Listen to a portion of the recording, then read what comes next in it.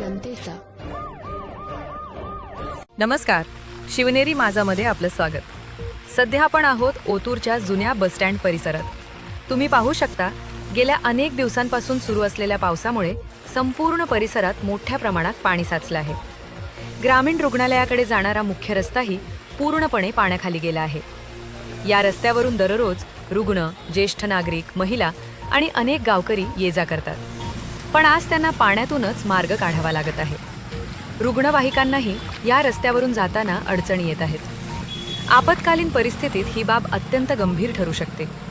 सध्या शाळांना सुट्ट्या आहेत, पण काही दिवसात शाळा सुरू होतील. त्यानंतर याच रस्त्यावरून शेकडो विद्यार्थ्यांना ये-जा करावी लागणार आहे. त्यामुळे त्यांच्या सुरक्षिततेचाही प्रश्न निर्माण होणार आहे. विशेष म्हणजे ही परिस्थिती काही नवीन नाही. दरवर्षी पावसाळा आला की याच ठिकाणी पाणी साचतं. दरवर्षी कामं होतात, निधी खर्च होतो, आश्वासनं दिली जातात, पण पाऊस पडला की पुन्हा हीच अवस्था दिसून येते. म्हणूनच स्थानिक नागरिकांचा एकच सवाल आहे, एवढा खर्च होऊनही हा प्रश्न कायमचा का सुटत नाही? नागरिकांची मागणी स्पष्ट आहे, तात्पुरते उपाय नकोत. या ठिकाणी पाणी निचऱ्याची कायमस्वरूपी आणि दर्जेदार व्यवस्था करावी.